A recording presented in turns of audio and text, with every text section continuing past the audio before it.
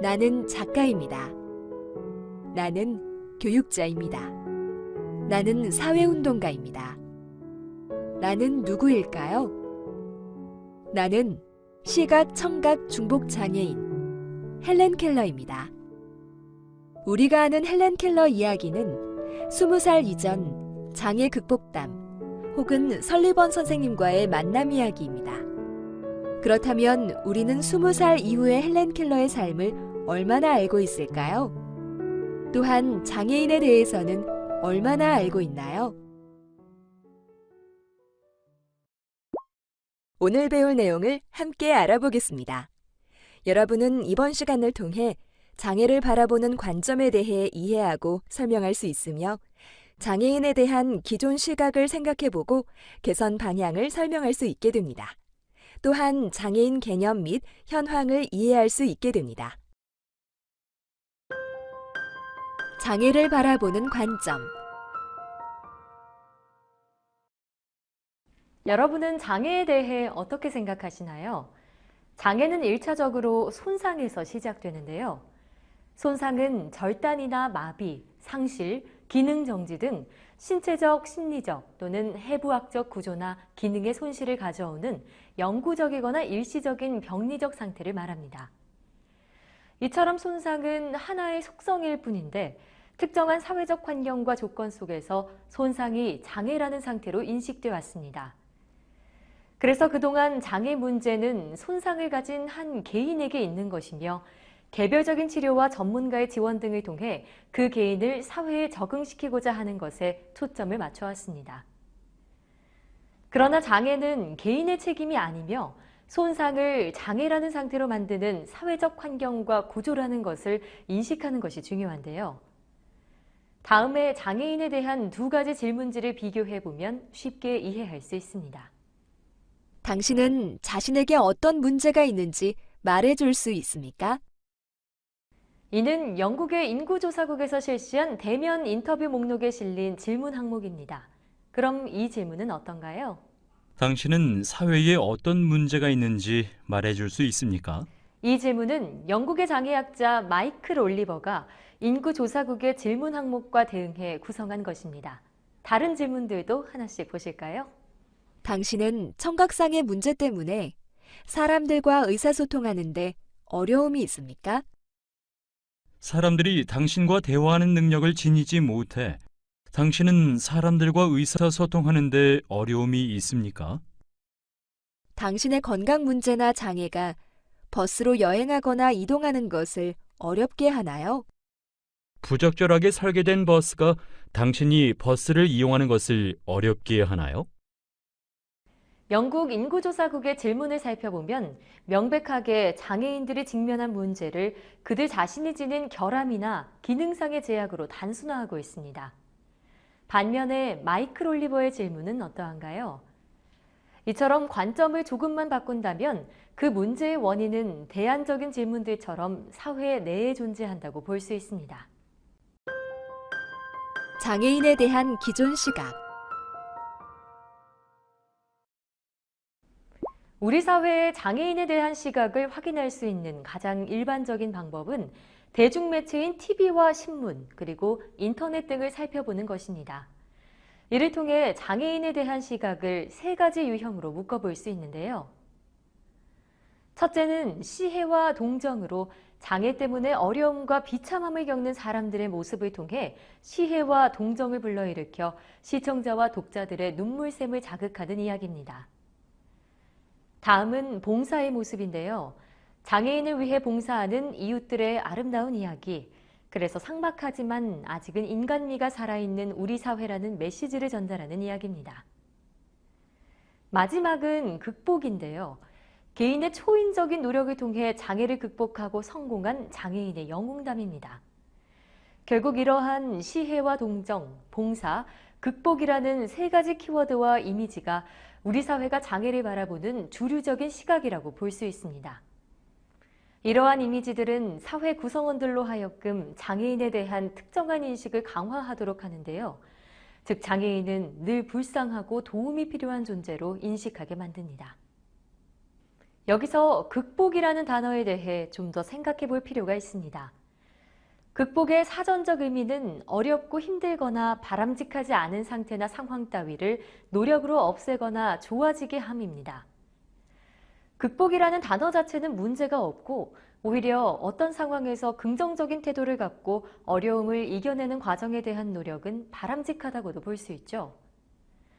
그러나 장애인에 대해 장애를 극복하라는 말은 문제점을 내포하고 있습니다.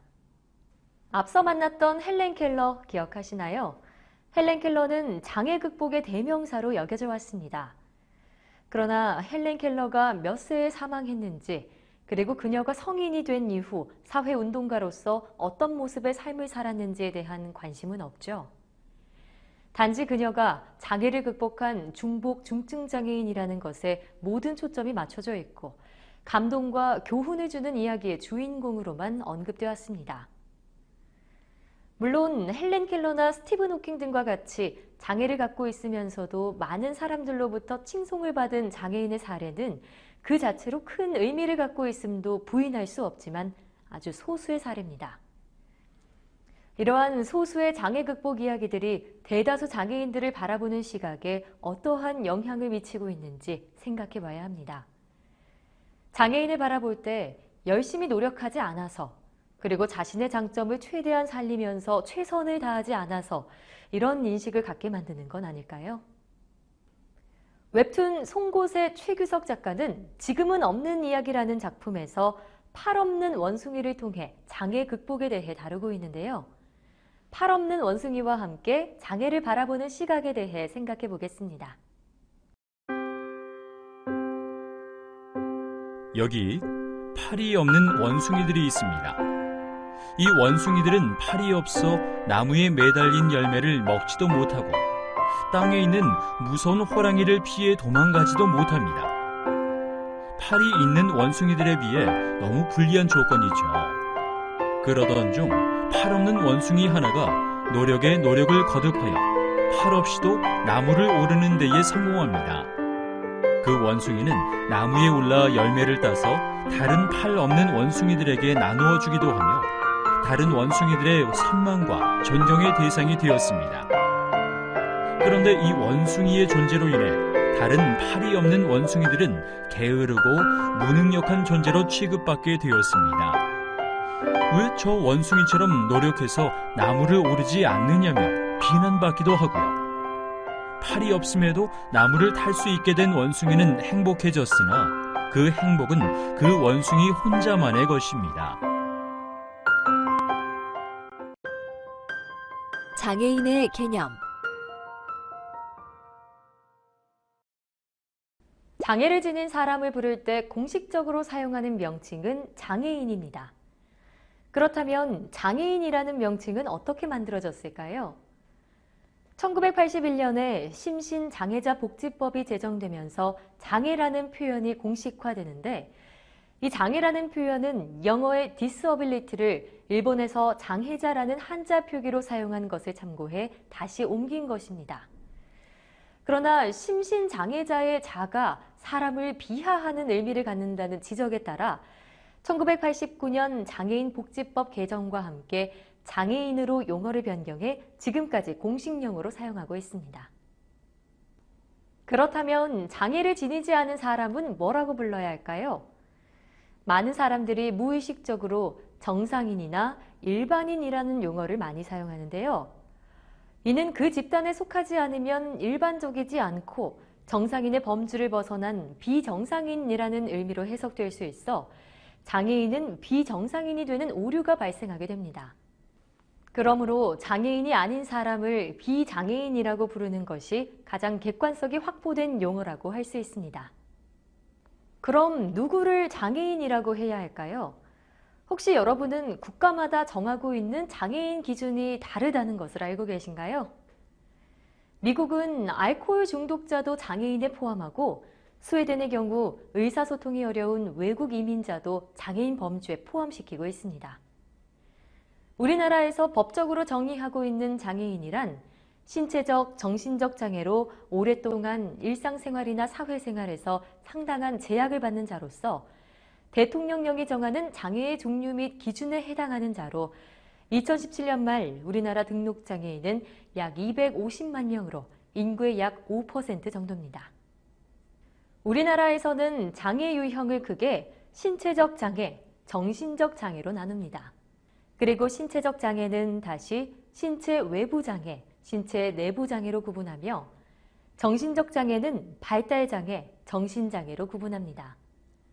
소분류로는 15개 유형으로 나눠지며 이는 법적으로 정해진 유형입니다. 또한 우리나라는 장애 등급제가 있는데요. 장애 정도에 따라 1급에서 6급까지 분류하고 등급에 따라 장애인이 지원받을 수 있는 복지 서비스에 차등이 있었습니다. 그러나 2019년 7월부터는 이러한 장애 등급제가 단계적으로 폐지되고 장애인 중심의 맞춤형 지원 체계가 도입될 예정입니다.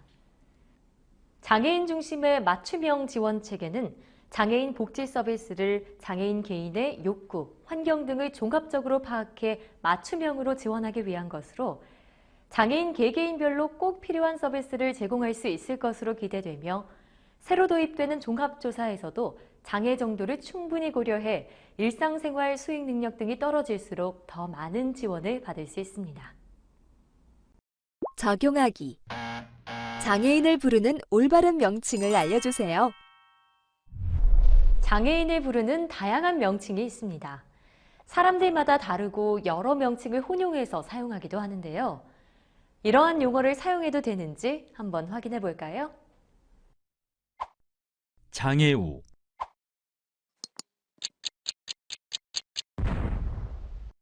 장애우라는 표현은 비장애인의 시선에서 장애인을 규정하고 있는 용어로 도움이나 동정의 대상으로 인식될 수 있어서 반대하는 의견도 많이 있습니다. 또한 나는 장애우입니다 라는 1인칭 표현도 매우 어색하죠. 따라서 특수한 상황이 아닌 보편적으로 장애인을 사용하는 용어로 지칭하는 것은 바람직하지 않습니다. 휠체어 장애인,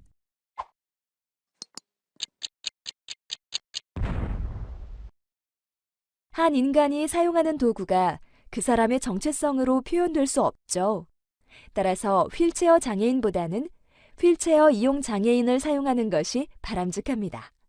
같은 의미로 목발 장애인이 아닌 목발 이용 장애인을 사용하는 것이 좋겠죠? 농인,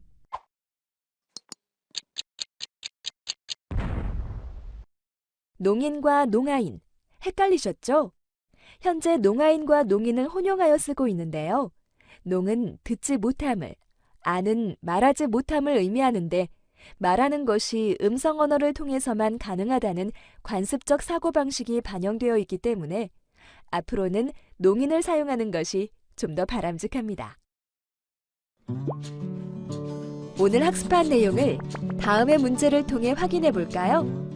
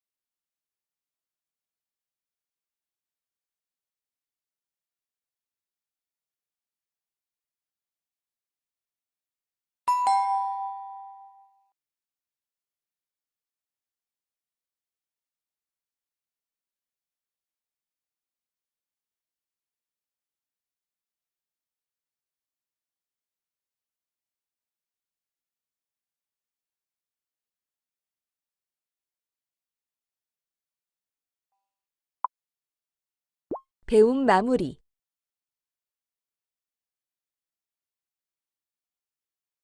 장애는 1차적으로 손상에서 시작되는데 특정한 사회적 환경과 조건 속에서 손상이 장애가 된 것입니다.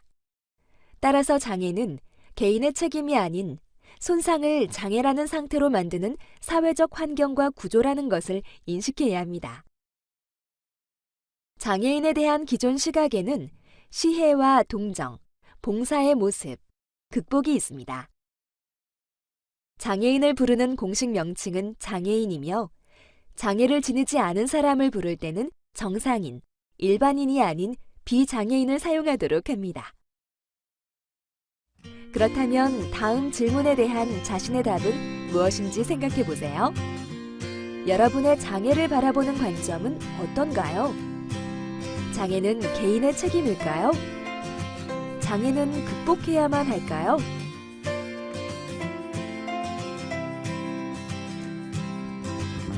오늘 시간을 마치겠습니다. 수고하셨습니다.